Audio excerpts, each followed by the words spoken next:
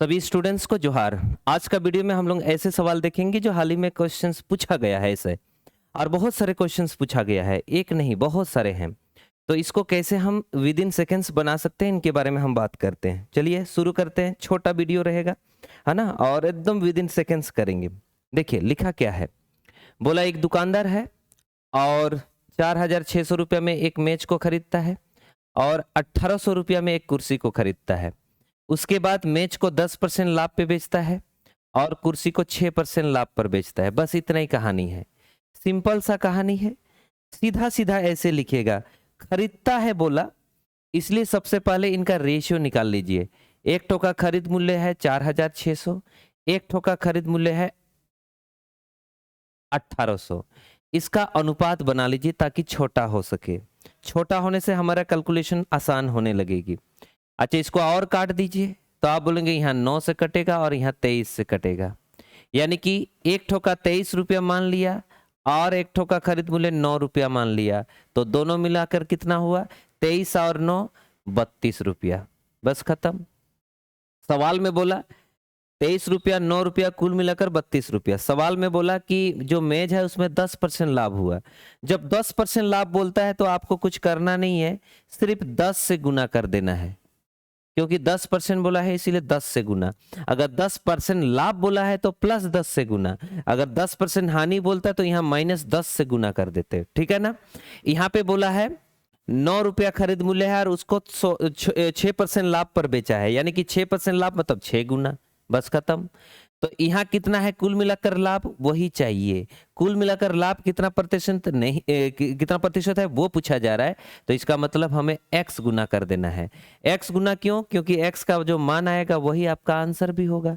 तो x का मान अगर प्लस में आए तो लाभ बोलेंगे और माइनस में आएगा तो हानि बोलेंगे। बस खत्म। इतना ही करना है। तो आप इसको काटिए। अगर मैं इनको काटने की कोशिश करूं तो ये 5 दुगने में कटेगा और ये 3 में कटेगा और ये 16 में कटेगा। यानी कि यहाँ आ जाएगा 115 रुपया और यहाँ आ जाएगा 27 रुपया और यहाँ आ जाएगा 16x रुपया। तो x का मान क्या आने वाला है? तो इनको जोड़ेंगे। जैसे जोड़ेंगे तो ये 12, इधर 3 है तो 4 हो गया और 1 आया और बटा में 16। अब यानी कि प्लस में आने वाला है तो लाभ होने वाला है। 142 है, इसको मैं काटूंगा 2 बार से, तो इसको भी मैं काट सकता हूँ 2 बार से, यानी कि 71/8। 71/8 का मतलब 8.7/8। यही आपका परसेंटेज लाभ है कुल मिलाकर। कितना अच्छा से है, एक लाइन का क्वेश्चन है और कुछ भी नहीं। तो ये 2022 के सवाल रहे हैं। आराम से डी नंबर ऑप्शन टिक मार सकते थे। इसी तरह के सवाल आपको मैं आगे और दिखाता हूं। जैसे ये भी 2022 के सवाल रहा है। ये भी सेम सवाल है। बोला एक दुकानदार को एक निवेश पर 10% लाभ होता है, लेकिन दूसरे निवेश पर 20% की हानि होती है। यदि दोनों निवेश का अनुपात 2:3 है तो संयुक्त हानि जो प्रतिशत होगा वो बताइए। कुछ भी नहीं, बिल्कुल सेम बात बोला। पहले से यहाँ रेशियो दे रखा है। 2 ठो निवेश है मतलब 2 ठो इन्वेस्टमेंट है, मतलब 2 ठो क्रय मूल्य है। तो 2 रुपया और 3 रुपया मिला के 5 रुपया हो गया। 5 रुपया टोटल उनका कॉस्ट है, यानी कि इन्वेस्टमेंट्स हैं। सवाल में बोला 10% लाभ हुआ है पहला पर, तो यहाँ 10 से गुना कर देंगे, और 20% हानि हुआ है दूसरा पर, तो -20 से गुना कर देंगे।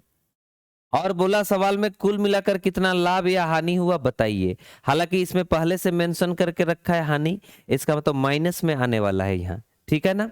इनको सॉल्व करेंगे। हालांकि आप पहले से काट सकते हो, करना चाहते हो तो काटिए, नहीं काटना चाहते तो कोई बात नहीं, एज इट इज आप गुना कीजिए।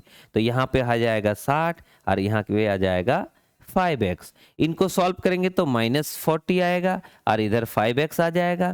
तो x का जो मान आएगा वो -8 आ रहा है। अब -8 का मतलब, माइनस का मतलब लॉस होता है और कुछ नहीं।